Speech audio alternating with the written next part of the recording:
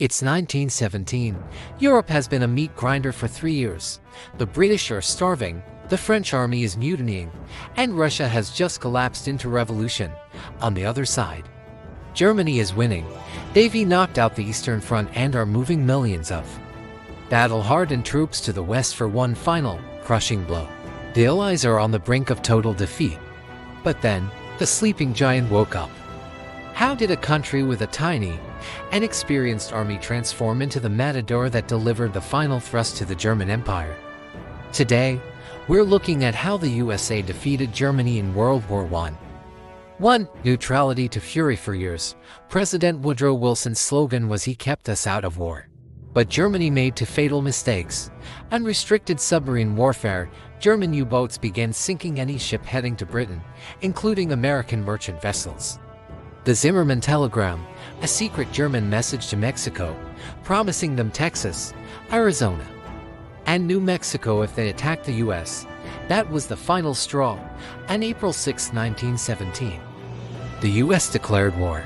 But there was a problem. The U.S. Army was tiny, ranked 17th in the world, smaller than Portugal's. 2.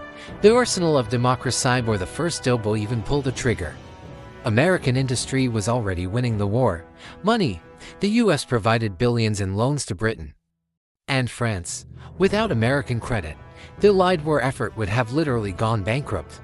The convoy system. The U.S. Navy helped create convoys, massive groups of ships protected by destroyers. This neutralized the U-boat threat, ensuring food and ammo actually reached the front. The manpower wave. By the summer of 1918, Americans were arriving at a staggering rate of 10,000 soldiers per day. For the exhausted Germans, this was a psychological nightmare. They had been fighting for 4 years. The Americans were fresh, well-fed, and seemed endless. 3.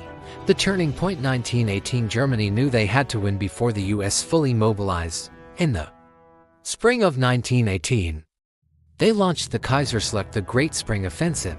They nearly reached Paris. But the Americans, under General John J. Pershing, refused to be absorbed into British or French units. They fought as the American Expeditionary Force (AEF). Cantigny and Belleau Wood, the Marines proved their ferocity, earning the nickname Devil Dogs from the Germans. Second Battle of the Marne. This was the turning point. American troops helped blunt the German advance, and the Allies finally went on the offensive. The final blow. Meuse-Argonne. In September 1918, the U.S. launched the Meuse-Argonne offensive. This was the largest operation in American military history, 1.2 million soldiers. It was a brutal 47-day struggle through dense forests and concrete bunkers. But the Americans did something the Allies hadn't done in years. They broke the Hindenburg Line.